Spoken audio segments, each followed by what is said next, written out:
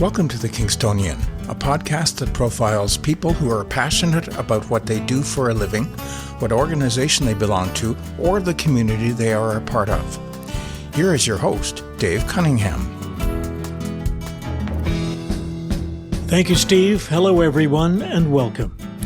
The Arctic is beautiful, it's mysterious, it's dangerous, and it's a large part of Canada that is getting increasing attention. Why did the Inuit cross the Bering Strait 5,000 years ago to settle there? What drove European sailors to search for the elusive Northwest Passage? And today, with Canada asserting its claim over the land and waterways in the northern Nunavut Territory, how is this vast, frigid frontier being defended? There's a lot to unpack here, and this is a topic that deserves more than one conversation. My guest for today's episode is Major Stan Bennett, commander of the Canadian Armed Forces Arctic Training Centre, a man deeply passionate about the Arctic and its people. In this first segment, we'll dive into the history of Arctic exploration. Then, in the second, we'll explore the strategic importance of defending Canada's far north. These conversations were recorded in November 2024, so let's get started. Hello, Stan. Welcome to the podcast. Hello. Thank you. Thank you for having me. Well, thanks for joining in. As we mentioned in the introduction to the program, this is the first of two episodes that we are going to focus on the Arctic. You and I thought breaking it up with this conversation focused on the exploration of the far north as one episode, and the next one will be on Canada's efforts to police and defend the territory. So why don't we take this sort of approach, which is fairly common when you're talking about something that you don't know a lot about, meaning me as opposed to you. And we're going to start with why, when, how, and who, and use that sort of guideline to get us going on this. And if we talk about the why, in your experience, why have people explored the Arctic?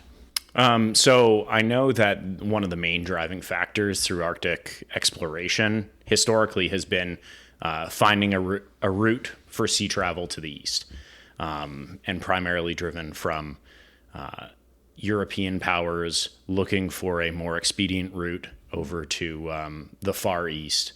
The Northwest Passage. The Northwest Passage, yes. So that's been a primary driving factor. But spilling out of that, there has been other exploration done into defining the geography around there, doing surveying, and then also doing reliable charting that has kind of followed on from those efforts. And I would imagine early on, now going back to the 1600s or the 1800s, there were people who did this because they wanted to make a name for themselves. Yeah. Or to make a name for the country that they came from. Certainly. And so what about the resources? Was there much up there way back, or was it all ice and snow and they didn't know anything about what was in the ground? So it was all ice and snow. There was a learned experience from the explorers, and there was the Inuit people who were resident to the territory at the time. So they primarily lived in a nomadic way. They traveled around for hunting, and they had the means to survive by themselves on the land using just what they hunted and surviving that way.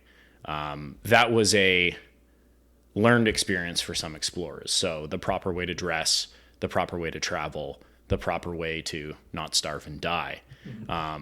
And certainly as the exploration groups came with a larger amount of people, that proved problematic from a sustainment point of view.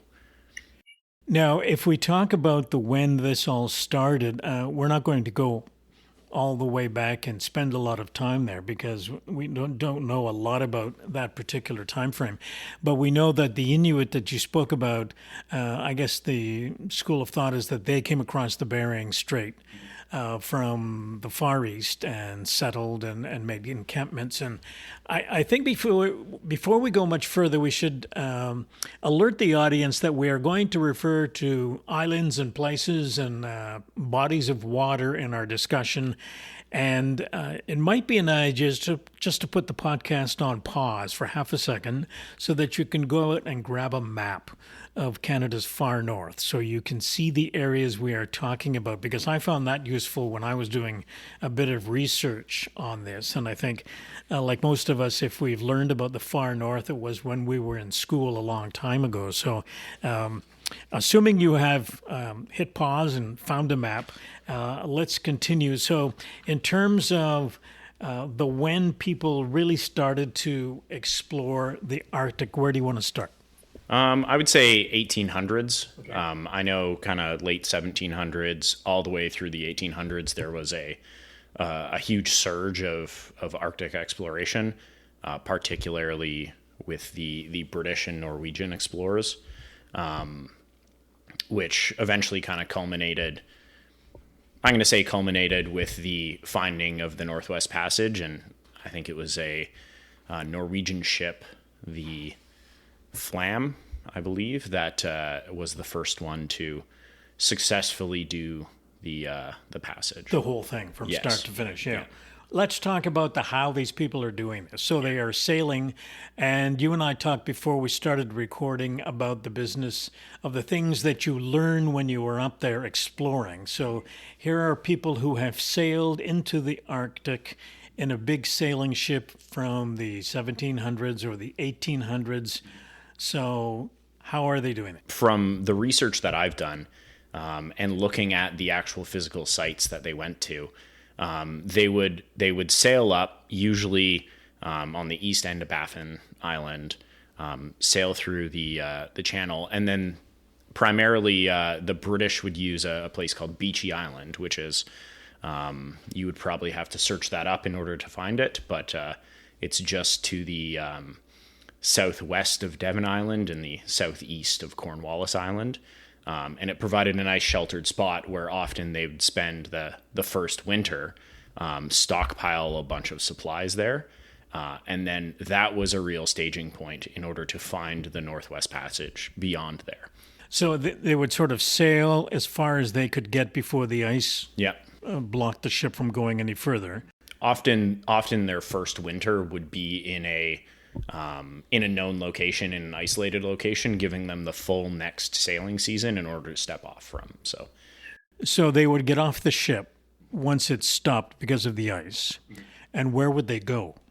So usually for the first little bit, they would set up a camp, and then they would just do primarily sledding and skiing from that camp, and then the next summer, when the ice broke up a little bit, they would sail as far as they could in whichever direction they thought the passage would be in, waited until the ship couldn't go any further, and then that's when the ship would kind of become their supply base.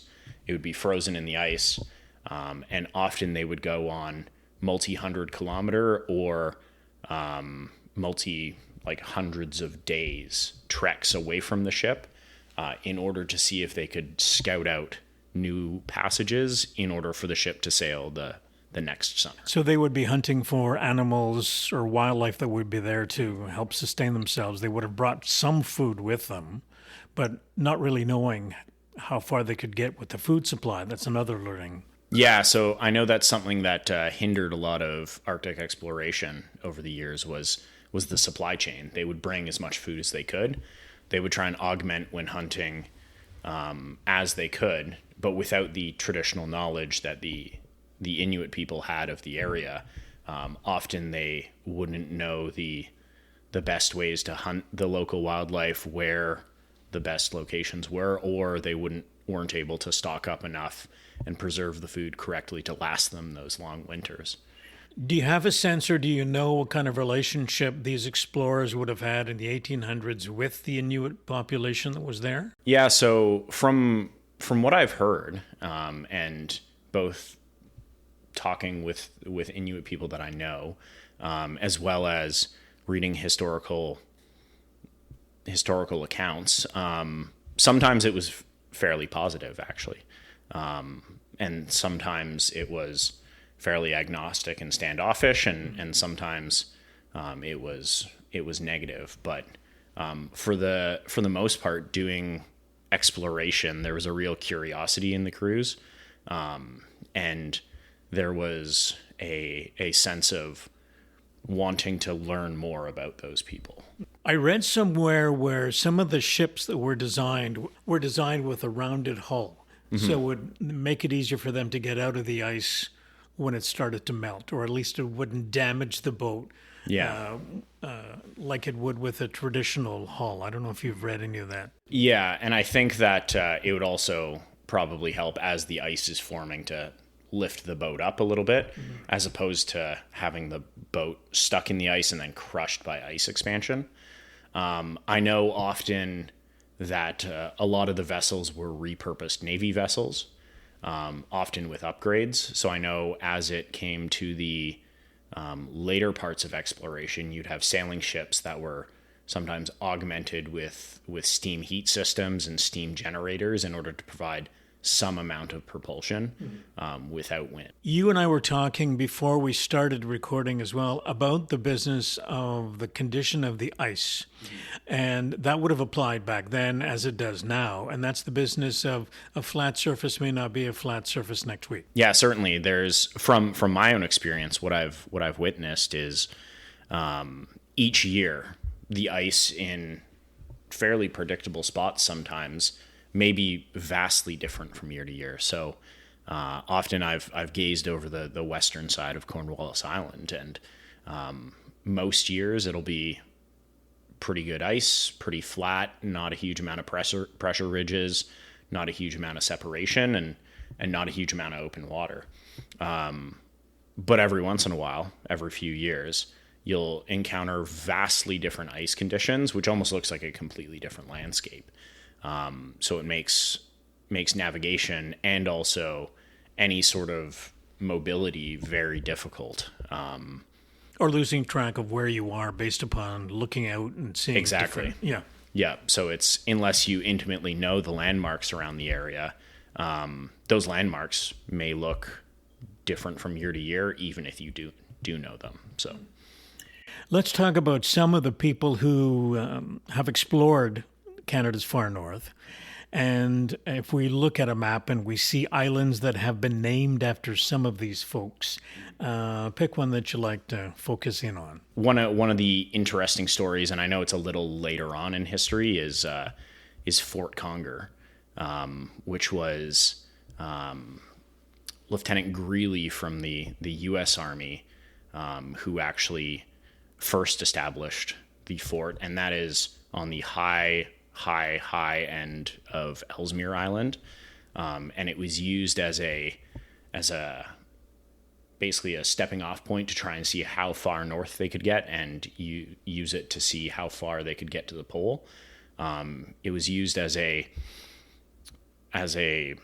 American Army research outpost at first. They built a fairly large building, and then they were supposed to get resupplied. They didn't due to ice conditions. And then eventually, after years, they had to do essentially a withdrawal from the fort, and it was left abandoned for a while. And then I believe it was Perry that later used the fort, and what he did is he completely reconstructed it when he was there, because he basically said, this is too big, this is too hard to heat, and made a much smaller purpose-built facility out of the materials that were already there, in order to preserve heat and accommodate his smaller party. And then when he spent a little bit of time there because he lost a few of his toes. So he was bedridden for a little bit in Fort Conger. But then he successfully used it to step off from there in order to conduct exploration in the area. What time period are we talking about here? Oh, I think Roughly. It was early 1900s. Okay. Now, Franklin is another well-known explorer. Yeah. What do we know about him? So he was commissioned by the Navy in order to lead an expedition to find the Northwest Passage. He was chosen as originally I think it was Crozier who was going to be the expedition leader, but because he was of Irish descent, he was not chosen. So Franklin was British? Franklin was British, Okay. yes. So they chose the British officer to be the leader of the expedition. He set off with 2 ships, the Erebus and the Terror, which were retrofitted Navy vessels that had thicker hulls and that steam generation and a bit of that steam propulsion that I mentioned. So they set off with the newest technology, and then they wintered over at Beechey Island. After they went to Beechey Island and pushed south after that, So this is the island that's right beside Devon Island? Yes. Okay. Yes. What's the attraction with this beachy island? Why are people always going there? So I think, so one of it is geography, like where it's situated in the passage. It's Right in the middle. It's right in the middle, right in the entrance to most of there's kind of 2 main northwest passages that you can take, right at the entrances to both of them. And it provided a good, sailing time, it provided a good distance in order to reach and overwinter. That was close to where you wanted to go further than that. And also it's a small island that's located close to Devon Island, kind of sandwiched in between Devon and Beechey. And on the backside, there's a nice beaching area that's pretty protected from the weather. So back to Franklin, so he's at Beechey Island. So he's at Beechey Island, and then he goes south and is not heard from again. And I know that there was... This is 1845, we're talking, mid-1800s. Mid-1800s. Yeah. And so over years, there's a search effort for him in order to determine what happened. And a cool little tidbit that I'll pull out of the search effort was the HMS Resolute. So the HMS Resolute was one of the search ships that was actually commissioned by Lady Franklin, his wife, and sent in order to find the Franklin expedition. And I know this is a bit of a side story, but to find the Franklin expedition, and it sailed fairly close to Resolute Bay, and we're getting there. And it overwintered in the ice, and eventually they actually had to abandon the vessel because it was no longer seaworthy. Yeah, it was stuck in the ice, and it was seaworthy, but they were stuck in the ice for too long, and they had to go back to, I think it was Beechey Island, and they later on got picked up and brought back to England. But that ship eventually broke free from the ice and ended up drifting with the ice, and it got recovered by an American whaling ship and then brought back to the U.S. at the time. And then once relations between the U.S. and Britain improved, it was gifted back to England at the end of all this. This is the rescue ship. The rescue ship, Yeah. the HMS Resolute. That ship was later broken apart and turned into 2 desks, and one's in the British Admiralty office, and the other one's the Resolute desk in the White House. So In the Oval Office. in the Oval Office. The subject of many a movie. Yes. So you have the Resolute desk in the Oval Office with a connection to the Canadian Arctic and Resolute Bay, from which... And British connection as well. And British connection, of which Resolute Bay is named after the HMS Resolute. If we get back to Franklin, whatever happened to Franklin? Did they ever find his body or him? So they found bodies. What eventually happened was they had to ditch the ships, and eventually all of the crew perished. And they spent forever trying to piece together the details. They went on a long sledge route, dragging sleds, with eventually people dying of starvation. There's been stories of cannibalism. And they were trying to go south to a Hudson's Bay outpost, of which they eventually all perished. But the funny thing is the Inuit have passed the story down of saying, hey, we saw people, they looked British at this place, this time. And that's what actually eventually led to the discovering where the ships had sunk. was the traditional knowledge passed through Inuit stories into what actually happened. And where were those ships found? Or where were they sunk? I guess is the better phrase. Yeah. If they're just south around the King William Island area, I'd have to check the exact communities that they're close to. I'm looking at a map here. And as we mentioned earlier on in the program, if you're listening to this show and you are getting confused about some of the islands or some of the bodies of water we're talking about, you can always put the podcast on pause, go find a map, and come back and join us. So King William Island is just north of the main, or right in a little bay that is at the top end of Nunavut, if you're looking at a map. And it's right beside Victoria Island, which is a big island to the east, or to the west of King William Island. Okay, so that's where they found the ships.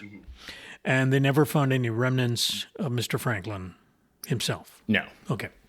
They've made movies or done documentaries or something on him and his expedition, have they not? They have. So, what was the focus of the? Have you seen the documentaries? Or? So I've seen some documentaries. I've also seen they did a kind of historical fiction series as well. Okay. Called The Terror. Which is the name of one of the ships. Yes. Okay. Yeah. So it was. There's a few kind of exaggerations in there. However, for the most part, the historical events that are referenced in the actual series are fairly accurate. So that's something that's available where? Do you know? I think it's on Amazon Prime. Okay. Yeah. So I like those combination documentaries and live action actors playing roles because they seem to tell the story a little better. But that's just me. Okay, let's add one more explorer to the mix, and that explorer is you. Okay. What is it that you're fascinated about when it comes to the Arctic? So I would say the thing that I'm fascinated about is, so there's a few things. We'll say there's the people who have lived there for centuries, the Inuit, as well as the people who have had their own experiences in the Arctic, whether it be European explorers, whether it be the people who ended up in dew station sites, so distant early warning sites. Or those who ended up at weather stations when they were first kind of building infrastructure in the Arctic. The environment is indescribably beautiful, but also indescribably harsh, as well as all of the different experiences that people have are often not well documented.